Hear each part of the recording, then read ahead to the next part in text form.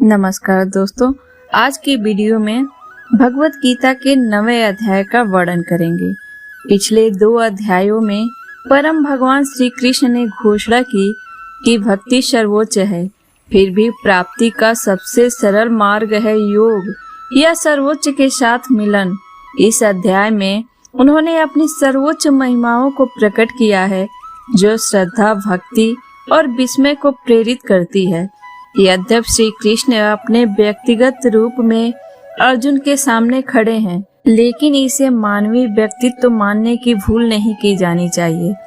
सृष्टि के आरंभ में परमेश्वर अपनी भौतिक ऊर्जा से असंख्य जीवन रूपों की रचना करते हैं और प्रलय के समय वह उन्हें वापस अपने में समाहित कर लेते हैं और सृष्टि के अगले चक्र में वह उन्हें फिर से प्रकट करते हैं।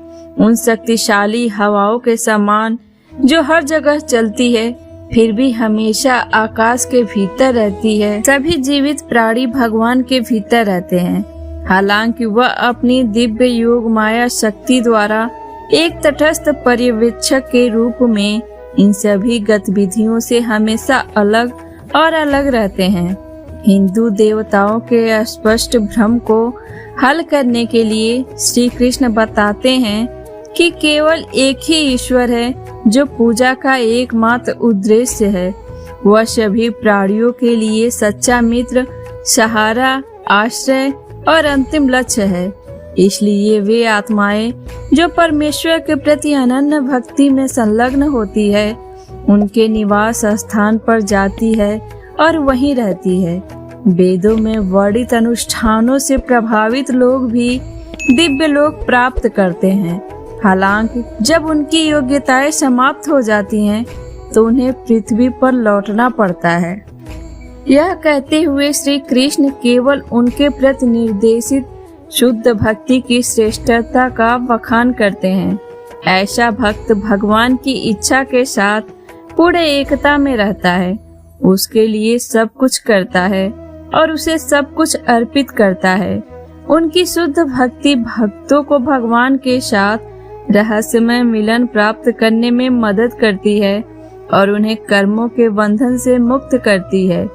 श्री कृष्ण का दावा है कि वह सभी प्राणियों के प्रति निष्पक्ष हैं। वह न तो किसी का पक्ष लेते हैं और न ही उसे अस्वीकार करते हैं।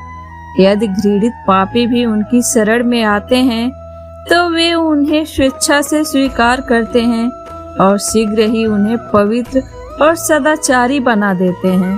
तब श्री कृष्ण कहते हैं कि वह अपने भक्तों के भीतर विराजमान है और उन्हें नष्ट नहीं होने देंगे। जो कुछ उनके पास है वह उसे सुरक्षित रखता है और जो कुछ उनके पास नहीं है वह उन्हें प्रदान करते हैं। इसलिए हमें अपना मन और शरीर उन्हें समर्पित करना चाहिए, उनकी पूजा करनी चाहिए, हमेशा उनके बारे में सोचना चाहिए और उन्हें अपना सर्वोच्च लक्ष्य बनाना चाहिए। भगवान श्री कृष्ण ने कहा, हे अर्जुन, क्योंकि तुम मुझसे ईर्ष्या नहीं करते हो, मैं अब तुम्हें यह अत्यंत गोपनीय ज्ञान और बुद्धिमत्ता प्रदान करूंगा, जिसे जानकर तुम भौतिक अस्तित्व के दुखों से मुक्त हो जाओगे। यह ज्ञान विज्ञानों का राजा और सभी रहस्यों में सबसे गहरा है। यह उन लोगों को शुद्ध करता है जो इसे सुनते हैं। यह प्रत्यक्ष रूप से साकार होने योग्य, धर्म के अनुसार, अभ्यास में आसान और प्रभाव में चिरस्थायी है। जिन लोगों का इस धर्म में विश्वास नहीं है, वे मुझे प्राप्त करने में असमर्थ हैं। हे शत्रुओं के विजेता, वे जन्म और मृत्यु के चक्र में बार बार इस दुनिया में वापस आते हैं। यह संपूर्ण ब्रह्मांडीय अभिव्यक्ति मेरे द्वारा मेरे अव्यक्त रूप में व्याप्त है। सभी प्राणी मुझ में निवास करते हैं, परंतु मैं उनमें निवास नहीं करता, और फिर भी जीवित प्राणी मुझ में निवास नहीं करते हैं। मेरी दिव्य ऊर्जा का रहस्य देखो। यद्यपि मैं सभी जीवित प्राणियों का निर्माता और पालन करता हूँ, तथापि मैं उनसे या भौतिक प्रकृति से प्रभावित नहीं हूँ। यह जान लो कि जैसे सर्वत्र बहने वाली प्रचंड वायु सदैव आकाश में ही स्थित रहती है, उसी प्रकार सभी जीव सदैव मुझ में ही स्थित रहते हैं। एक कल्प के अंत में सभी जीवित प्राणी मेरी मौलिक भौतिक ऊर्जा में विलीन हो जाते हैं। अगली सृष्टि की शुरुआत में हे कुंती के पुत्र, मैं उन्हें फिर से प्रकट करता हूँ। अपनी भौतिक ऊर्जा की अध्यक्षता करते हुए मैं इन असंख्य रूपों को उनकी प्रकृति की शक्ति के अनुसार बार बार उत्पन्न करता हूँ। हे धन के विजेता, इनमें से कोई भी कार्य मुझे बांधता नहीं है। मैं एक तटस्थ पर्यवेक्षक की तरह इन कार्यों से हमेशा अलग रहता हूँ। हे कुंती के पुत्र, मेरे निर्देशन में कार्य करते हुए यह भौतिक ऊर्जा सभी सजीव और निर्जीव रूपों को अस्तित्व में लाती है। इस कारण से भौतिक संसार में परिवर्तन, सृजन, रख रखाव और विघटन होता है। जब मैं अपने व्यक्तिगत रूप में अवतरित होता हूँ तो मोहग्रस्त व्यक्ति मुझे पहचानने में असमर्थ हो जाते हैं। वे सभी प्राणियों के सर्वोच्च भगवान के रूप में मेरे व्यक्तित्व की दिव्यता को नहीं पहचानते हैं। भौतिक ऊर्जा से भ्रमित होकर ऐसे व्यक्ति आसुरी और नास्तिक विचारों को अपना लेते हैं। उस भ्रमित अवस्था में कल्याण की उनकी आशाएं व्यर्थ है, उनके सकाम कर्म व्यर्थ हैं और उनकी ज्ञान की संस्कृति भ्रमित है। लेकिन हे पार्थ, जो महान आत्माएं मेरी दिव्य ऊर्जा का आश्रय लेती हैं, वे मुझे भगवान कृष्ण को सारी सृष्टि के मूल के रूप में जानते हैं। वे अपना मन विशेष रूप से मुझ पर केंद्रित करके अपनी भक्ति में लगे रहते हैं। वे सदैव मेरी दिव्य महिमा गाते हैं, महान दृढ़ संकल्प के साथ प्रयास करते हैं और विनम्रता पूर्वक मेरे सामने झुकते हैं। वे प्रेम पूर्ण भक्ति में लगातार मेरी पूजा करते हैं। अन्य ज्ञान की खेती के यज्ञ में संलग्न होकर कई तरीकों से मेरी पूजा करते हैं। कुछ लोग मुझे अविभाज्य एकता के रूप में देखते हैं जो उनसे भिन्न नहीं है, जबकि अन्य मुझे उनसे अलग देखते हैं। फिर भी अन्य लोग मेरे ब्रह्मांडीय स्वरूप की अनंत अभिव्यक्तियों में मेरी पूजा करते हैं। मैं ही वैदिक कर्मकांड हूँ, मैं ही यज्ञ हूँ और मैं ही पितरों को दिए जाने वाला तर्पण भी हूँ। मैं औषधीय जड़ी बूटी हूँ और मैं वैदिक मंत्र हूँ। मैं घृत हूँ, मैं अग्नि हूँ और आहुति देने की क्रिया भी मैं ही हूँ। इस ब्रह्मांड का मैं पिता हूँ। मैं माता, पालन करता और पितामह भी हूँ। मैं शुद्ध करने वाला, ज्ञान का लक्ष्य, पवित्र अक्षर ओम हूँ। मैं ऋग्वेद, सामवेद और यजुर्वेद हूँ। मैं सभी प्राणियों का परम लक्ष्य हूँ और मैं ही उनका पालन करता, स्वामी, साक्षी, निवास, आश्रय और मित्र भी हूँ। मैं सृष्टि की उत्पत्ति, अंत और विश्राम स्थान हूँ। मैं भंडार और शाश्वत बीज हूँ। मैं सूरज की तरह गर्मी फैलाता हूँ और रोकता हूँ, साथ ही बारिश भी भेजता हूँ। हे अर्जुन, मैं अमरता के साथ साथ मृत्यु का साक्षात स्वरूप भी हूँ। मैं आत्मा भी हूँ और जड़ भी हूँ। जो लोग वेदों में वर्णित सकाम कर्म में रुचि रखते हैं, वे अनुष्ठानिक यज्ञों के माध्यम से मेरी पूजा करते हैं। सोमरस पीकर पाप से शुद्ध होना, जो यज्ञों द्वारा पवित्र होकर मेरी पूजा करते हैं। जब वे स्वर्ग के विशाल सुखों का आनंद ले लेते हैं, उनके पुड़ियों का भंडार समाप्त हो जाता है, तो वे पार्थिव लोक में लौट आते हैं।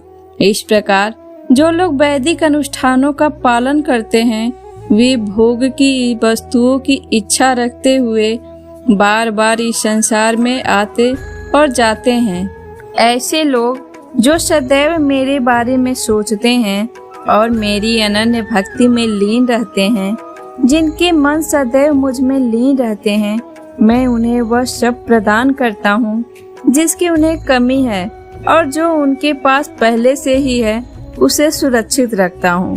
हे कुंती पुत्र, जो भक्त निष्ठा पूर्वक अन्य देवताओं की पूजा करते हैं वे भी मेरी पूजा करते हैं, लेकिन वो ऐसा गलत तरीके से करते हैं। मैं समस्त यज्ञों का भोक्ता तथा एकमात्र स्वामी हूँ, लेकिन जो लोग मेरे दिव्य स्वभाव को महसूस करने में असफल होते हैं उन्हें पुनर्जन्म लेना होगा। दिव्य देवताओं के उपासक दिव्य देवताओं के बीच जन्म लेते हैं, पितरों के उपासक पितरों के बीच जन्म लेते हैं, भूतों के उपासक ऐसे प्राणियों के बीच जन्म लेते हैं, और मेरे भक्त अकेले मेरे पास आते हैं। यदि कोई मुझे भक्ति पूर्वक एक पत्ता, एक फूल, एक फल या यहाँ तक कि जल भी अर्पित करता है तो मैं शुद्ध चेतना में मेरे भक्त द्वारा प्रेम पूर्वक अर्पित की गई उस वस्तु को प्रसन्नता पूर्वक ग्रहण करता हूँ। हे कुंती के पुत्र, तुम जो भी कुछ भी करते हो, जो कुछ खाते हो, जो कुछ पवित्र अग्नि में आहुति देते हो, जो कुछ दान करते हो और जो भी तपस्या करते हो, उन्हें मुझे अर्पण करके करो। अपने सभी कर्म मुझे समर्पित करके तुम अच्छे और बुरे फल के बंधन से मुक्त हो जाओगे। त्याग के माध्यम से अपना मन मुझ में संलग्न करके तुम मुक्त हो जाओगे और मुझ तक पहुंच जाओगे। मैं सभी जीवित प्राणियों के प्रति समान रूप से प्रवृत्त हूँ।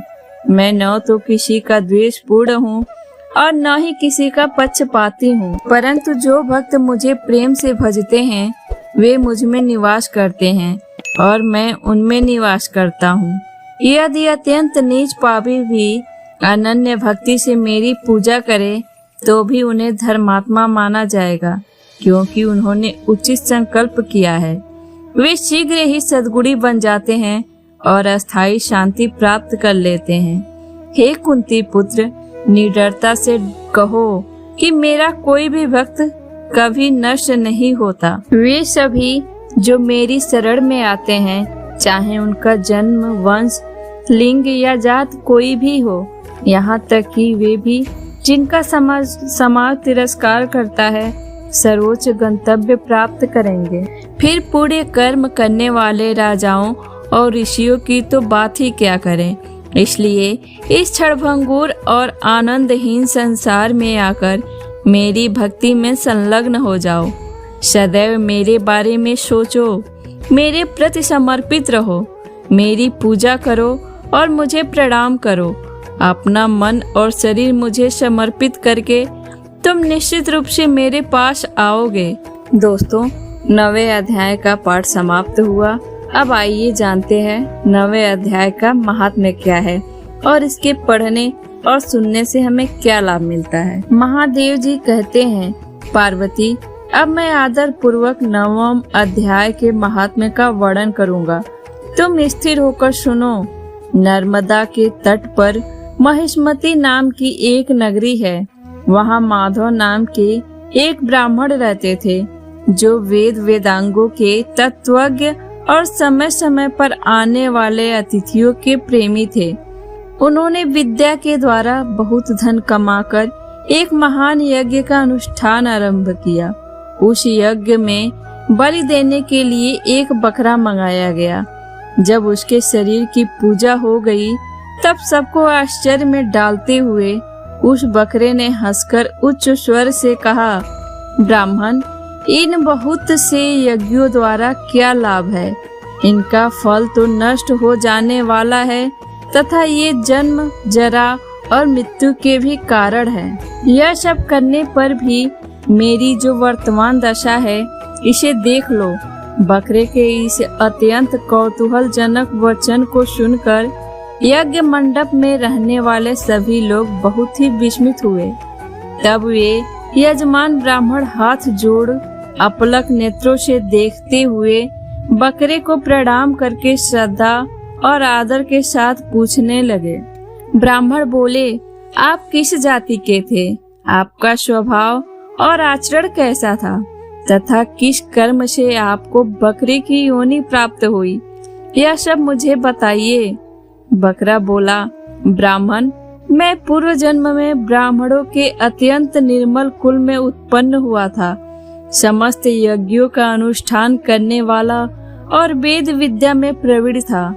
एक दिन मेरी स्त्री ने भगवती दुर्गा की भक्ति से विनम्र होकर अपने बालक के रोग की शांति के लिए बलि देने के निमित्त मुझसे एक बकरा मांगा।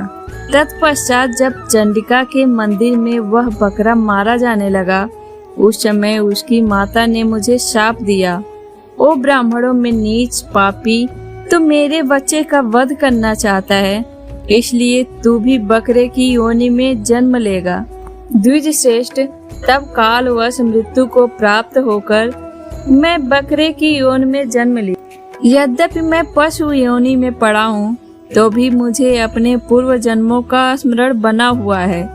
ब्राह्मण, यदि आपको सुनने की उत्कंठा हो तो मैं एक और भी आश्चर्य की बात बताता हूँ। कुरुक्षेत्र नाम का एक नगर है जो मोक्ष प्रदान करने वाला है। वहाँ चंद्र शर्मा नामक एक सूर्यवंशी राजा राज्य करते थे। एक समय जबकि सूर्य ग्रहण लगा था, राजा ने बड़ी श्रद्धा के साथ काल पुरुष का दान करने की तैयारी की। उन्होंने वेद वेदांगों के परमगामी एक विद्वान ब्राह्मण को बुलवाया और पुरोहित के साथ वे तीर्थ के पावन जल से स्नान करने को चले। तीर्थ के पास पहुंचकर राजा ने स्नान किया और 2 वस्त्र धारण किए। फिर पवित्र एवं प्रसन्नचित होकर उन्होंने श्वेत चंदन लगाया और बगल में खड़े हुए पुरोहित का हाथ पकड़कर तत्कालोचित मनुष्यों से घिरे हुए अपने स्थान पर लौट आए। आने पर राजा ने यथोचित विधि से भक्ति पूर्वक ब्राह्मण को काल पुरुष का दान किया। तब काल पुरुष का हृदय चीर कर उसमें से एक पापात्मा चंडाल प्रकट हुआ। फिर थोड़ी देर के बाद निंदा भी चांडाली का रूप धारण करके काल पुरुष के शरीर से निकली और ब्राह्मण के पास आ गई। इस प्रकार चांडालों की वह जोड़ी आंखें लाल किए निकली और ब्राह्मण के शरीर में हठात प्रवेश करने लगी। ब्राह्मण मन ही मन गीता के 9वें अध्याय का जप करते थे और राजा चुपचाप यह सब कौतुक देखने लगे। ब्राह्मण के अंतःकरण में भगवान गोविंद शयन करते थे, वे उन्हीं का ध्यान करने लगे।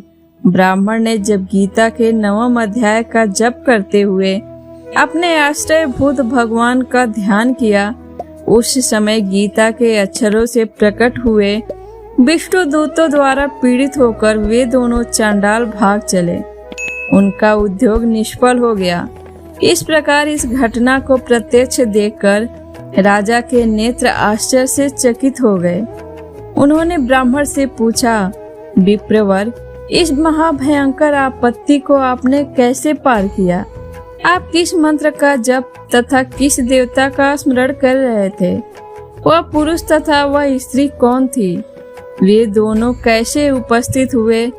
फिर वे शांत कैसे हो गए? यह सब मुझे बतलाइए। ब्राह्मण ने कहा, राजन, चांडाल का रूप धारण करके भयंकर पाप ही प्रकट हुआ था तथा वह स्त्री निंदा की साक्षात मूर्ति थी। मैं इन दोनों को ऐसा ही समझता हूँ। उस समय मैं गीता के 9वें अध्याय के मंत्रों की माला जपता था। उसी का महात्म्य है कि सारा संकट दूर हो गया। महीपते, मैं नित्य ही गीता के 9वें अध्याय का जप करता हूँ। उसी के प्रभाव से प्रतिग्रह जनित आपत्तियों के पार हो चुका हूँ। यह सुनकर राजा ने उसी ब्राह्मण से गीता के 9वें अध्याय का अभ्यास किया। फिर वे दोनों ही परम शांति को प्राप्त हो गए। यह कथा सुनकर ब्राह्मण ने बकरे को बंधन से मुक्त कर दिया और गीता के 9वें अध्याय के अभ्यास से परम गति को प्राप्त हुआ। दोस्तों, अगर आपको मेरी वीडियो अच्छी लगती हो तो लाइक और शेयर कर दिया कीजिए और मेरे चैनल को सब्सक्राइब करने के साथ साथ बेल आइकन प्रेस कर दीजिए ताकि मैं जब भी वीडियो अपलोड करूं आपको सबसे पहले मिले। और हाँ, अपना कीमती सुझाव हमें कमेंट के द्वारा से जरूर दीजिए। धन्यवाद।